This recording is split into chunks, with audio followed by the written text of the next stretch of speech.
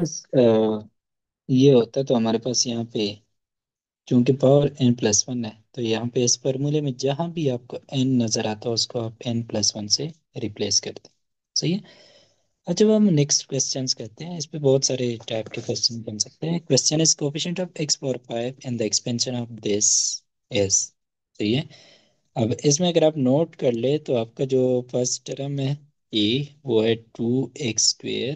This is a, and this is b minus 3 by x, and this is what this is n is equal to 10। ठीक है।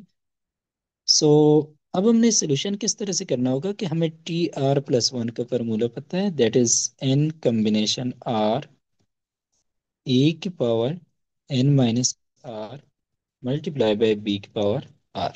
सही है। सो इसी को हम लिख लेते हैं। n की वैल्यू क्या है, 10 है। r हमारे पास r ही रहेगा। एंड ए क्या है, ए इज 2x²। सही है। अब ए की पावर n-r मतलब 10-r। बी क्या है, बी -3 और x है पावर r। सही है। अब हम इसमें क्या कर लेते हैं, हमने x की पावर फाइंड करनी है ना, तो हम इसको थोड़ा सिंप्लीफाई कर लेते हैं। 10 कॉम्बिनेशन r। सही है। एंड यहाँ पे 2 की पावर जो है 10-r हो जाएगी, x की पावर 2 ये हो जाएगी, यानी कि 2 की पावर 10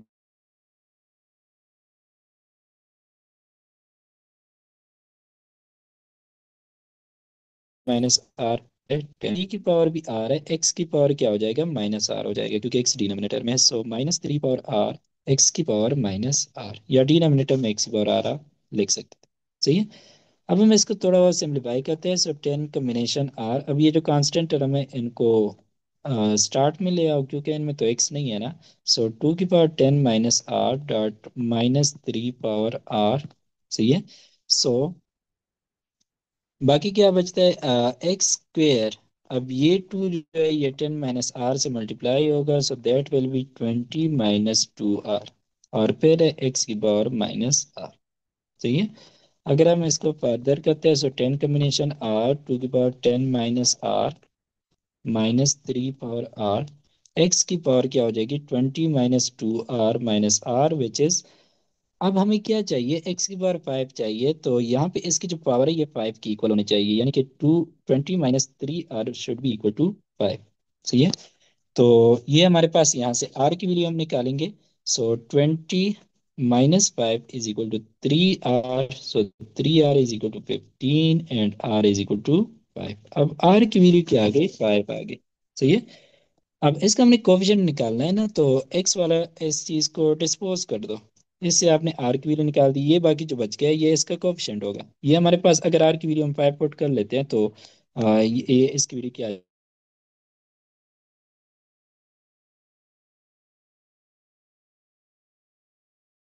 आ जाएगी, x की बार 5 आ जाएगी। अब हमने इसका कोफिशिएंट निकाला,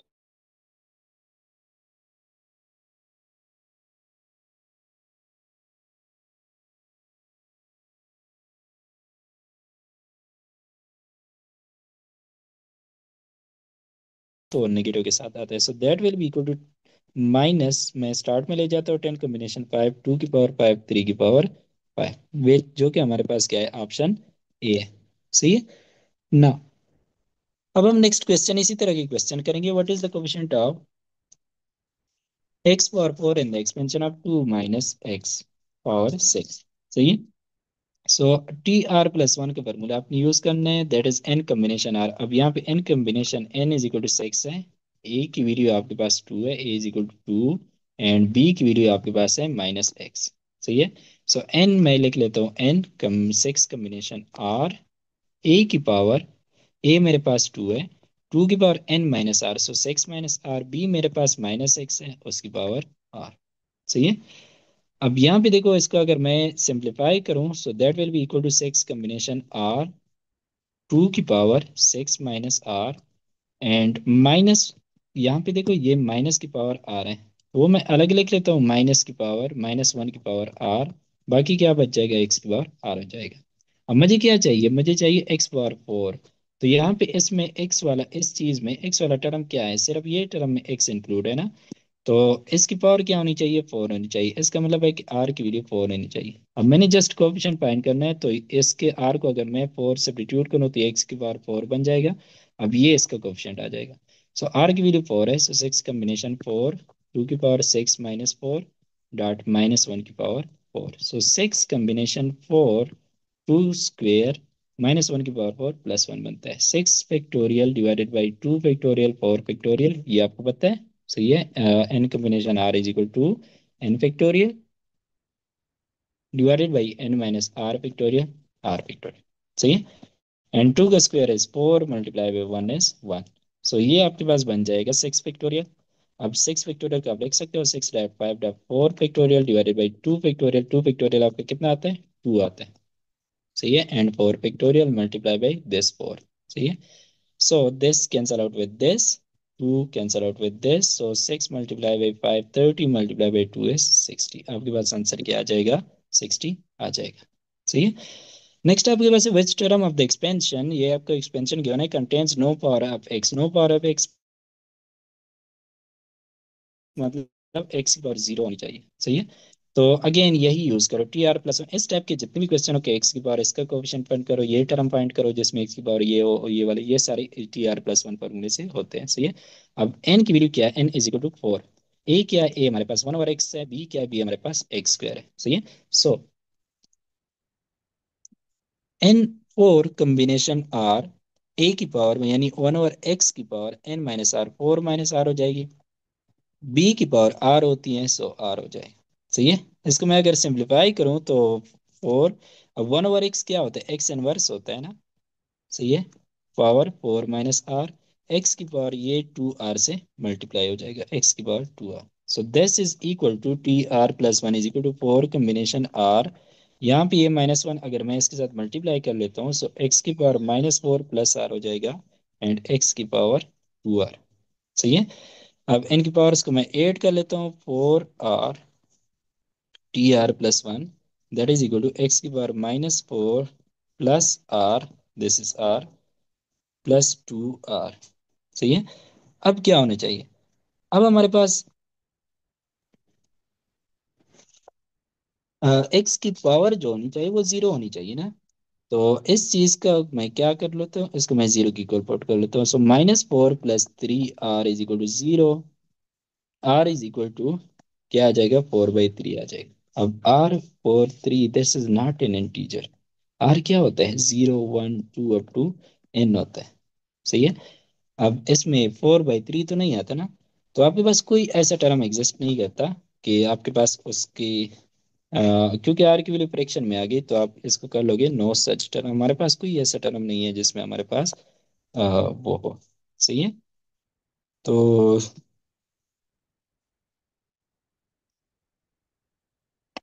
यहाँ पे, अच्छा, अब हम नेक्स्ट क्वेश्चन पे चलते हैं। The constant term in the expansion, constant term वही होता है ना जिसमें वेरिएबल की पावर 0 होती है। सही है। In the expansion of this is, तो T are plus one is equal to N की वैल्यू क्या है, 10 है। सो 10 कम्बिनेशन आर, ए क्या है, ए मेरे पास एक्स है, एक्स की पावर 10 माइनस आर हो जाएगा। बी क्या है, बी 1/x स्क्वायर है, सो 1/x स्क्वायर की पावर आर हो जाएगा। So this is equal to 10 combination are, x की पावर 10 माइनस आर और एक्स की पावर -2, 1/x स्क्वायर है ना, whole power r. So this is t are plus one is equal to 10 combination are, x की power 10 minus r, x की power -2 इससे multiply हो जाके -2 आर बन जाएगा। सही है। So T are plus one is equal to 10 combination are, x की पावर 10 माइनस आर -2 आर। अब हमारे पास एक्स की पावर 0 होनी चाहिए, तो this should be equal to 0। इसका मतलब है कि 10 minus 3 r is equal to 0, then 3 r is equal to 10, r is equal to 10/3। Again r हमारे पास इंटीजर नहीं आ रहा, आर हमारे पास 0 से m तक होता है। सही है। नेचुरल नंबर्स होते हैं, होल नंबर्स। तो यहाँ पे भी हमारे पास आंसर क्या होगा, नो टर्म इज कांस्टेंट। इसके एक्सपेंशन में आपके पास कोई भी कांस्टेंट टर्म नहीं आता। सही है। अच्छा, एक्स की power -4 plus r, x square की पावर आर, सो 2 आर। अच्छा सही है। अब नेक्स्ट जो हमारे पास है द आरथ टर्म, यानी कि T R, आरथ term and expansion of this is, अब आप डायरेक्ट ये इस पे टिक लगाओगे, but this is wrong answer, क्योंकि आपको जो फार्मूला पता है वो TR+1 का है, that is N combination R A की पावर, यहाँ पे ए बी है, सो ए की पावर n-r, बी की पावर r। अगर आपने TR फाइंड करना है तो आप ये R+1 को किस से रिप्लेस कर लोगे, R से रिप्लेस कर लोगे। जहां पे आर के पास आर है उसको आर से रिप्लेस कर लोगे, या R+1 को आर से रिप्लेस कर लोगे, या आप मतलब यहाँ पे एक वैल्यू यहाँ पे कम लगाओगे। सही है, आर को R-1 से रिप्लेस कर लो। सही है, मतलब अगर इसमें मैं आर को R-1 लिख लूँ प्लस ये वाला 1 है तो क्या बनेगा मेरे पास, ये आर बनेगा। सही है, सो मैंने रिप्लेस करना है आर को R-1 से। So this is equal to TR is equal to N combination R-1 a की पावर n-r-1 b की power r-1, so this is n combination r-1 a की पावर n-r प्लस 1 b की power r-1 हो जाएगा। तो ये जो कि मेरे पास बी ऑप्शन बनता है। अब नेक्स्ट हमारे पास है कि इन the expansion of this, if the rth term is independent of x then r is equal to this। हमारे पास टी आर में जो x की पावर है वो जीरो है। सही है, हमें फॉर्मूला पता है TR+1 का, वो होता है एन कम्बिनेशन आर ए की पावर n-r बी की पावर r। सही है। अच्छा, अब हमें टी आर के बारे में इंफॉर्मेशन गिवन है तो हमने टी आर निकालना है, तो हमने क्या करना होगा, आर को R-1 से रिप्लेस करेंगे। सही है, या R+1 को R से रिप्लेस करेंगे, सो ये बन जाएगा TR is equal to R-1 a की power n-r plus 1 dot b की पावर R-1। सही है, अब ये जो टर्म है इसमें x की जो पावर होगी वो हमारे पास जीरो होगी। अब यहाँ पे आप देखो n की वैल्यू क्या है, 10, सो यहाँ पे मैं n की वैल्यू पुट कर लेता हूँ 10। सही है, ये R-1 हो जाएगा। a क्या है, a मेरे पास x है, सो x की पावर n की वैल्यू 10 है, 10-r+1 डॉट b क्या है, b है -1/x, सो -1/x की पावर R-1। सही है, अब इसमें मैं वही मेथड यूज करूंगा, मैंने एक्स की पावर एक्स को सिंप्लीफाई करना है और इसकी पावर को इक्वल जीरो पुट करना है।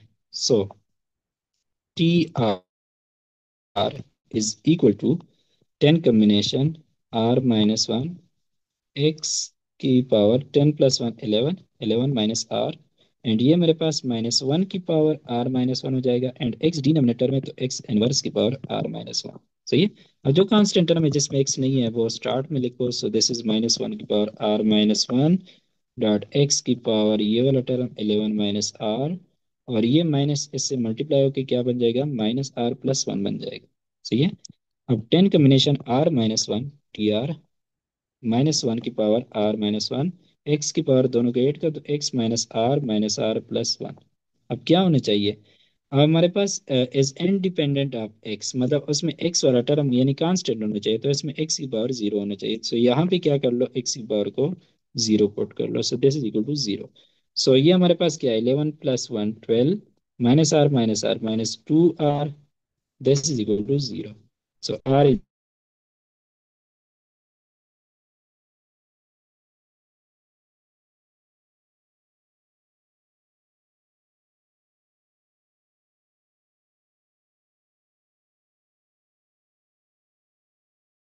Equal to 7। सही है, इसी तरह आपने R-2 से रिप्लेस करना होगा। ठीक है, अगर आपके पास इंफॉर्मेशन हो आर की, आर इस तरह, तो आपने क्या करना होगा, R+1 को रिप्लेस करना होगा आर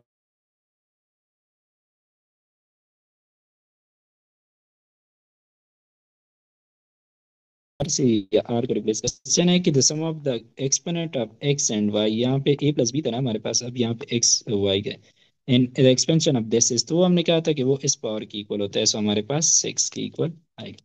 सही है, अच्छा थर्ड प्रॉपर्टी बाइनॉमियल एक्सपेंशन की है कि 1+x पावर n, ये जो होल्ड होता है वो 1+nx से क्या होता है, हमेशा ग्रेटर देन और इक्वल होता है, हमेशा ग्रेटर देन और इक्वल होता है। कंडीशन ये है कि x जो है वो आपका -1 से ग्रेटर होना चाहिए, मतलब कि 1+x power cube will be greater than और इक्वल टू, यहाँ पे n की वैल्यू क्या है, 1+3x। सही है, जहाँ पे x मेरे पास -1 से ग्रेटर होना चाहिए। लेट्स सपोज मैं x की वैल्यू क्या कर दूं, x is equal to 1 put कर लो, जस्ट चेक करना चाहता हूँ, तो 1+1 इज 2 का क्यूब इज ग्रेटर देन और इक्वल टू 1+3 इंटू 1 3। आप देख सकते हैं कि ये 8 होता है, ये हमारे पास क्या आता है 4 विच इज 2। ठीक है। सो ये रिलेशन आपके पास ट्रू होता है हमेशा। अच्छा नेक्स्ट, नेक्स्ट हम मेडल टर्म के बारे में डिस्कशन करेंगे, medal terms. So very important. आपके पास ये एक तो जनरल TR+1 का फॉर्मूला बहुत इंपॉर्टेंट है, सेकंड टर्म आपके मिडिल टर्म इस लेक्चर में जो है वो इंपॉर्टेंट है। अच्छा, and the expansion of a+b⁴n या 1+x⁴n जिस तरह आपके पास होता है, इफ n इज इवन, अगर n जो पावर है वो आपके पास एक इवन नेचुरल नंबर है, the number of term is odd, क्योंकि हमारे पास नंबर ऑफ टर्म पे अगर पावर n है तो नंबर ऑफ वन, अगर n आपके पास 8 है तो ये 8+1 9 बनता है ना। तो अगर आपके पास n इज इवन है तो number of term is odd, hence there will be only one middle term. अगर आपके पास पावर इवन है तो आपके पास सिर्फ एक ही मिडल टर्म होगा। वो मिडल टर्म क्या होगा, वो मिडल टर्म ये होगा या ये होगा, मतलब ये दोनों सेम चीजें हैं। सही है, मतलब मिडल टर्म ये होगा। किस तरह से फाइंड करना है कि आपने TR+1 फॉर्मूले से हम फाइंड करते हैं ना, आपके ने जस्ट R की वैल्यू पुट करनी है मिडल टर्म फाइंड करने के लिए, वो n/2 पुट करनी नहीं है। इफ n इज इवन, अगर n इवन है तो आपने R की वैल्यू n/2 पॉइंट पुट करनी है, तो आपके पास मिडल टर्म आ जाएगा TR+1 के फॉर्मूले में। सही है। If n is odd then the number of term is even, तो हमारे पास मिडिल टर्म दो होते हैं। अगर आपके पास पावर जो है वो ऑड नेचुरल नंबर है तो आपके पास मिडिल टर्म दो होते हैं। सही है, एक हमारे पास ये होता है, एक ये होता है। दोनों कैसे फाइंड करोगे, आप आर की वैल्यू n-1/2 पुट करोगे, फिर आर की वैल्यू n+1/2 पुट करोगे। सही है। आपके पास अगर पावर इवन हो तो आपने जस्ट, आपके पास एक ही होता है, वो n/2 आप पुट करोगे, किस में पुट करोगे, TR+1 के फॉर्मूले में। सही है। अगर आपके पास n जो है वो ऑड है तो आपके पास दो मिडल टर्म होते हैं, एक इससे फाइंड होता है, एक इससे फाइंड होता है। सही है। अच्छा, नेक्स्ट हमारे पास ये है कि middle terms always carries the greatest binomial coefficient, that is, अगर आपके पास n इवन है तो आपके पास सिर्फ एक ही मिडल टर्म होता है ना, जिसके लिए r की वैल्यू होती है n/2, मतलब फिर आपके पास n/2 जो कि r हो गया +1, r+1 हो गया, ये आपके पास मिडल टर्म होता है। सही है। अच्छा, is the greatest binomial coefficient, यानी कि यहाँ पे देखो n कॉम्बिनेशन r आपके पास बाइनोमियल कोएफिशिएंट होता है ना। अगर आपके पास n इवन है तो उसके लिए r की वैल्यू मिडल टर्म की क्या होती है, हमने कहा कि मिडल टर्म जो होता है वो उसका ग्रेटेस्ट बाइनोमियल कोएफिशिएंट होता है, r is equal to n/2। So इसमें r को n/2 पुट करो, so n कॉम्बिनेशन n/2, ये आपके पास ग्रेटेस्ट बाइनोमियल कोएफिशिएंट होगा अगर आपके पास n इज इवन। सही है। तो आपके पास ग्रेटेस्ट बाइनोमियल कोएफिशिएंट यही होगा। If N is odd, if n is odd, तो r की वैल्यू ये पुट करो और ये पुट करो, जो r की वैल्यू, क्योंकि मिडिल टर्म का ग्रेटेस्ट बाइनोमियल कोएफिशिएंट होता है। सही है, this is r n-1/2, this is r, क्योंकि आपके पास जनरल जो बाइनोमियल कोएफिशिएंट होता है n कॉम्बिनेशन r होता है। ये किस केस में, ये इफ n इज आर्ड। सही है। अब हम नेक्स्ट जो क्वेश्चन है वो ट्राई करते हैं। तो पहला है कि the coefficient of middle term in the expansion of this is, अब यहाँ पे देखो पावर क्या है, two, two is what, even. तो यहाँ पे मिडिल टर्म कितने होंगे, एक ही मिडिल टर्म होगा, that r is equal to n/2। सही है। अब मिडिल टर्म के लिए r की वैल्यू क्या होगी, n/2, उसका हमने कोएफिशिएंट निकालना है। सो TR+1 हमारे पास जनरल टर्म होता है। अच्छा, यहाँ पे n की वैल्यू क्या है, two, 2/2 is equal to 1, so r की वैल्यू 1 है, सो 1+1, r की वैल्यू क्या है यहाँ पे मेरे पास, 1 आ गई। सही है। So TR+1 is equal to n combination r, a power n-r, b power r। यहाँ पे आपकी n की वैल्यू जो है वो 2 है और r की वैल्यू जो है वो आपकी 1 है। सही है। So T1+1 is equal to n2r1, a की पावर 2-1, b की पावर 1। सही है। a आपके पास क्या है, x/9 है, और b क्या है, 9/x है। सो वो मैं यहाँ पे पुट कर लेता हूँ। सो a की जगह मैं x/9 और b की जगह 9/x पुट कर लेता हूँ। सो x/9 की पावर 2-1, b जो है 9/x की पावर 1 हो गई। सो that is equal to 2 combination 1, x/9 की पावर 1, 2-1 इज 1, 9/x की पावर 1। सही है। ये आपस में क्या हो जाएगा, कैंसिल हो जाएंगे। सो मैंने जस्ट 2 कॉम्बिनेशन 1 पॉइंट फाइंड करना है। सो वो क्या है, 2 कॉम्बिनेशन 1, आंसर इसी फॉर्म में गिवन है। सो हमारे पास बी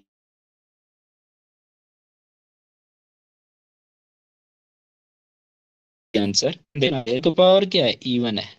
सही है। तो आपके पास एक ही मिडिल टर्म होगा, पर that r is equal to n क्या है, n इज 12।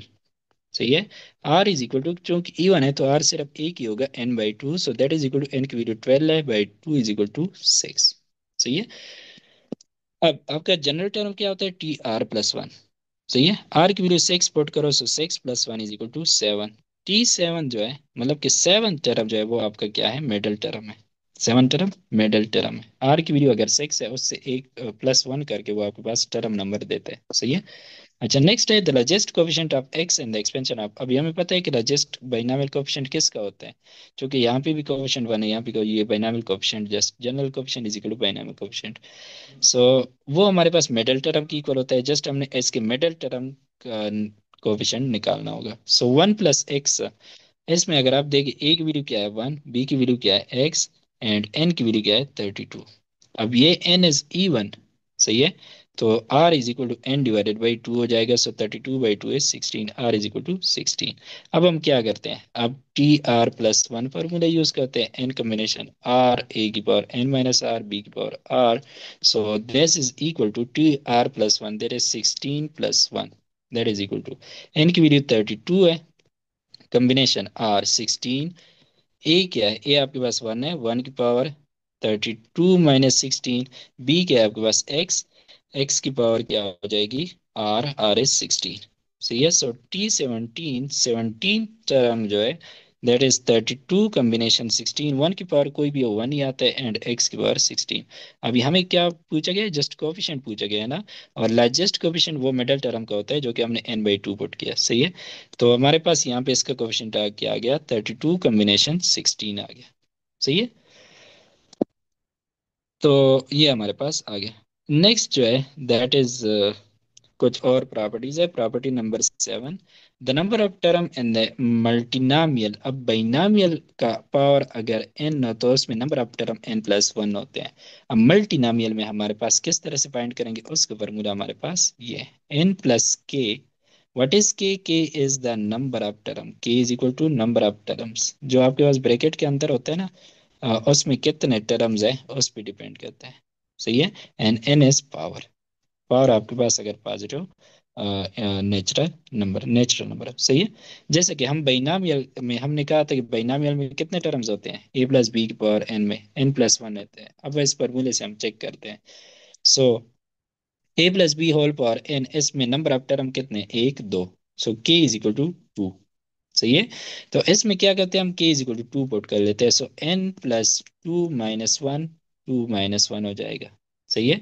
तो 2 - 1 1 आता है, सो n+2 - 1, कॉम्बिनेशन 2 - 1, 2 से 1 माइनस करो, ये 1 आता है, सो n+1। सो ये 2 - 1 आपके पास 1 आ गया।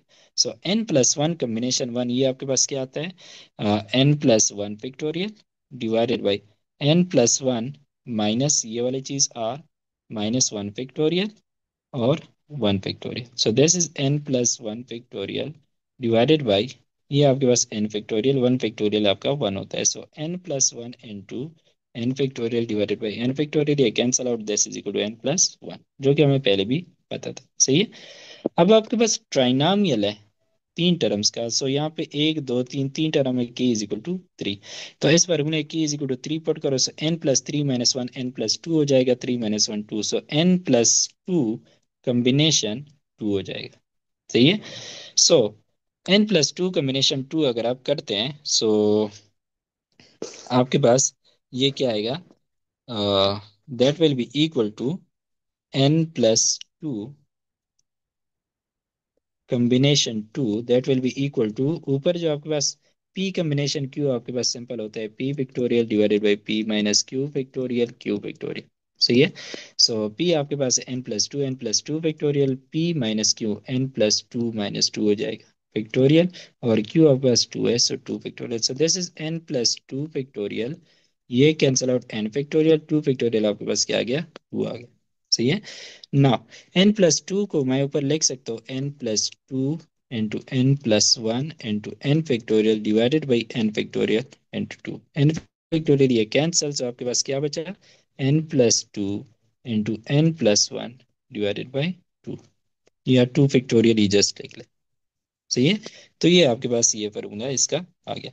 अब आपके पास अगर 4 टर्म्स है, तो k की वैल्यू क्या होगी, k की वैल्यू आपके पास 4 होगी। सही है। सो n+4 - 1, n+4 - 1, ठीक है, n+4 - 1, तो n+3 बन जाएगा, यहाँ पे 4 - 1 3 बन जाएगा, सो n+3 कम्बिनेशन 3 हमने निकालना है। सही है। So that is equal to n+3 combination 3 is equal to n+3 factorial divided by, ऊपर वाले से नीचे वाला माइनस करो उसका फैक्टोरियल, और नीचे वाले का factorial. So that is equal to n+3 factorial, ये cancel out, so this is n factorial n+3 factorial को मैं लिख सकता हूँ n+3 n+2 n+1 n factorial 3 factorial, ये दोनों cancel out, so this is n+3 into n+2 into n+1 divided by 3 factorial, जो कि हमारे पास ये फॉर्मूला है। सही है। सो सिंपल, आपने जस्ट ये वाला याद कर लेना है, आपको डायरेक्ट पता चल जाएगा कि नंबर ऑफ टर्म उसके एक्सपेंशन में कितने होंगे। सही है। अच्छा, नेक्स्ट हमारे पास ये है कि अगर आपके पास मल्टीनॉमियल एक्सपेंशन हो ना, तो उसमें अपने कोफिशिएंट किस तरह से फाइंड करने हैं। If you have the expansion of this, like जिस तरह ट्राइनोमियल मैंने लिया, ट्राइनोमियल एक्सपेंशन कोफिशिएंट ऑफ आपके पास a+b, a b c, like let's suppose a² b³ c, ये एस के अगर कोफिशिएंट आपने फाइंड करना हो कि एक्सपेंशन में यहाँ पे क्या कोफिशिएंट आएगा। सही है। तो वो कंडीशन तो ये होनी चाहिए कि जो आपके पास पावर होता है ना, तो आपके पास वेरिएबल की जितनी भी पावर्स होती है हर एक टर्म में, अगर आप उनको ऐड कर लेते हो x+y+z, वो n की इक्वल होनी चाहिए। This is the condition. ये बाइनोमियल के लिए, मल्टीनोमियल के लिए भी ये कंडीशन होनी चाहिए। सही है। फिर इसका जो कोएफिशिएंट होता है ना, वो आपके पास होता है n डिवाइडेड बाई, जो आपका a की पावर होती है उसका फैक्टोरियल, b की पावर होती है जितनी वेरिएबल होती है उसकी पावर इसके फैक्टोरियल y फैक्टोरियल, फिर हमारे पास c की पावर जी है तो उसका फैक्टोरियल। सही है।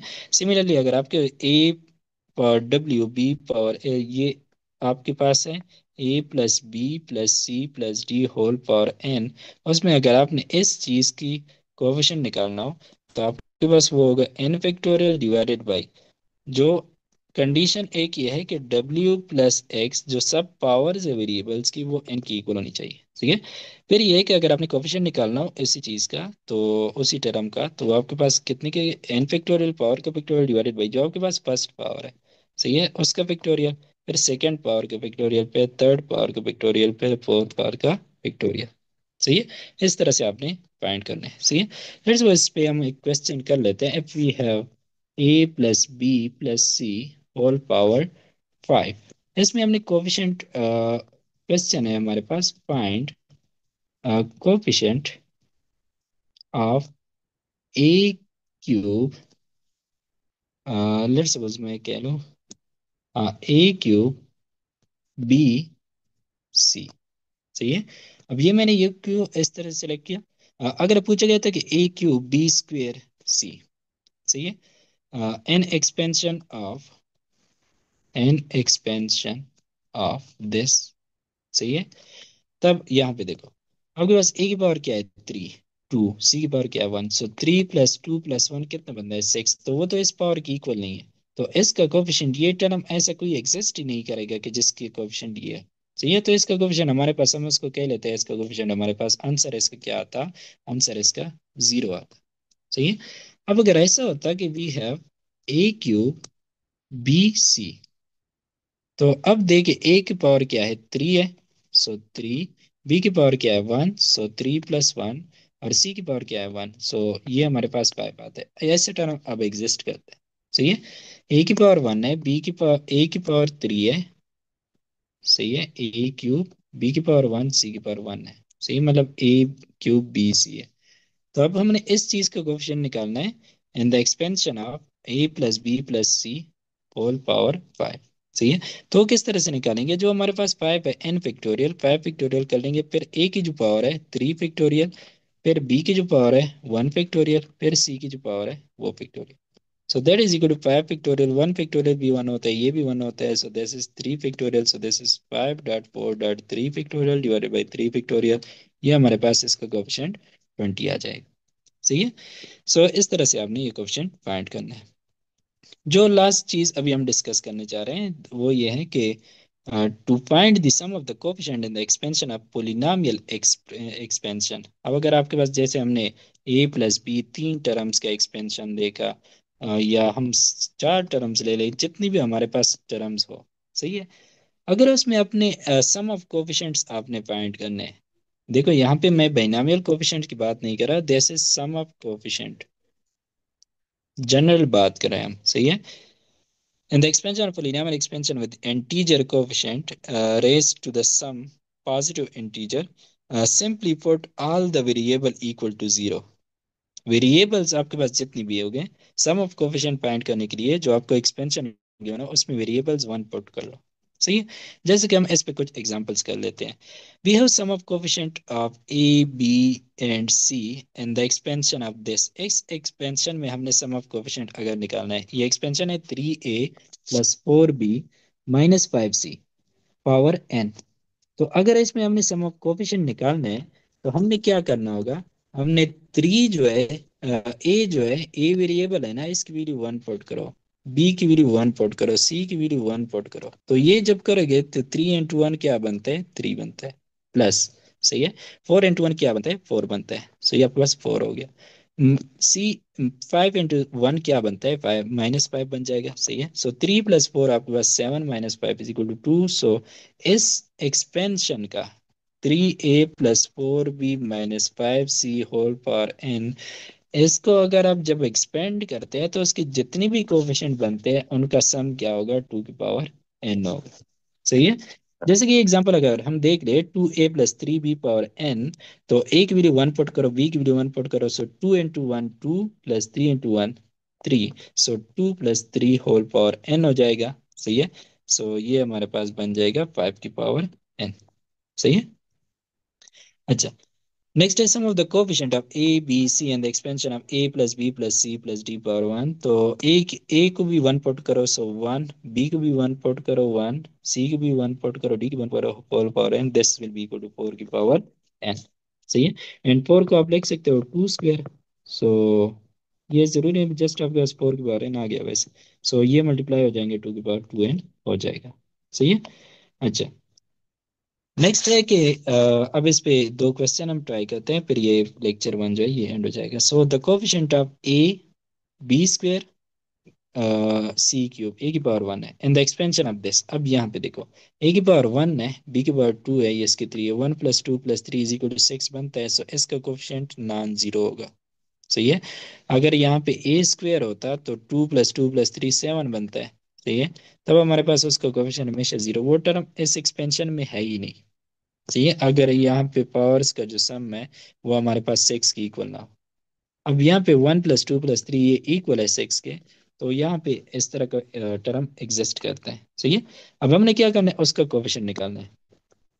Coefficient of A B square C cube A की पावर वन है। अब यहाँ पे आपके पास n की वैल्यू क्या है, सिक्स है, सही है। सो आपके पास सिक्स फैक्टोरियल डिवाइडेड बाई जो पहला वेरिएबल है a, पहला वेरिएबल, उसकी पावर वन है, so one factorial multiply by दूसरा वेरिएबल b है, सो b स्क्वेयर, सो टू फैक्टोरियल, और फिर c थर्ड वेरिएबल है, उसके पावर क्या है, three, three factorial. So six factorial divided by one factorial, तो वन होता है, two factorial, three factorial. So this will be equal to six dot five dot four dot three dot two dot one divided by two factorial, two होता है, three factorial, three dot two हो जाएगा, सही है। अब ये two and two ये cancel हो गए, सही है, ये हमारे पास टू आ गया, thirty multiply by two is equal to sixty. So हमारे पास इसका आंसर क्या आ गया, सिक्सटी आ गया, सही है।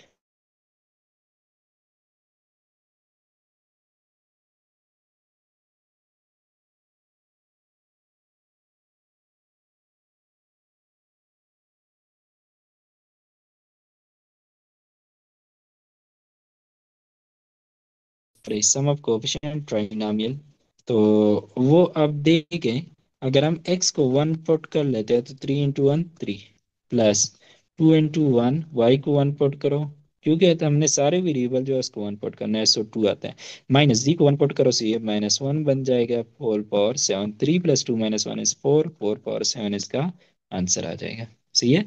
सो इस तरह से आपने सारे जो कोएफिशिएंट्स है वो निकालने हैं।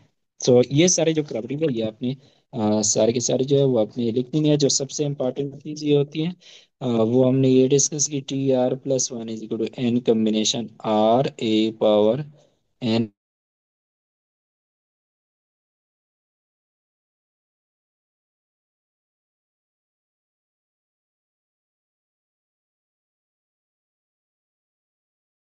एन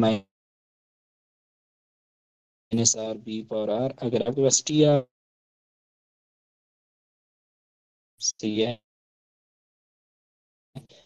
फिर हमने ये कि या कांस्टेंट टर्म आपके पास, उसका कांस्टेंट टर्म क्या होगा इसके एक्सपेंशन,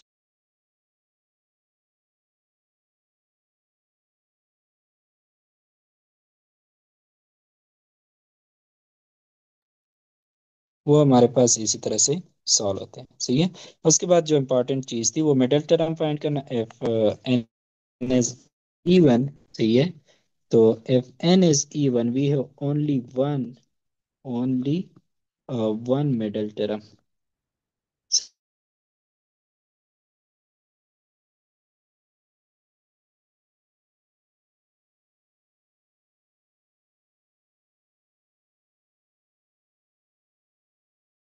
सही है। दो मिडल टर्म्स होते हैं, टू मिडल टर्म्स। अब एक आप R = n-1/2, और दूसरे के लिए R = n+1/2 पुट करोगे तो आपके पास दो मिडल टर्म आ जाएंगे। सही है। मिडल टर्म के डिस्कशंस के बाद हमने किया कि मल्टीनॉमियल जो हमारे पास होती है, उनमें अगर आपने टोटल नंबर ऑफ टर्म में इन एक्सपेंशन फाइंड करना है तो आपने ये यूज करना है, n+k-1 कॉम्बिनेशन k-1। इससे आप फाइंड करोगे व्हाट इज के is the number of terms. सही है, जिसकी पावर हम लेते हैं। यहाँ पे जो चीज होती है जिसकी पावर हम लेते हैं उसके टर्म्स को कहते हैं। सही है। फिर हमने ये कहा कि अगर मल्टीनॉमियल एक्सपेंशन है उसमें हमने इस तरह की कोई चीज फाइंड करना है, सच दैट ये जितनी भी पावर्स होती है वेरिएबल की, उसका सम हमारे पास इस पावर की इक्वल होना चाहिए। तब वो हम इस फॉर्मूले से करते हैं कि जो पावर होती है और फैक्टोरियल डिवाइडेड बाई जो वेरिएबल्स की इंडिविजुअल पावर्स होती है उनके फैक्टोरियल से डिवाइड करो। सही है। एंड लास्ट हमने कहा कि हमने sum of coefficient, general sum of coefficient हमने अगर फाइंड करना हो तो उसके लिए हम क्या करते हैं, हम सारे वेरिएबल को वन पुट कर लेते हैं और उस एक्सपेंशन को सॉल्व कर लेते हैं, तो हमारे पास सम ऑफ कोफिशिएंट आ जाता है। सो लेक्चर नंबर 1 यहाँ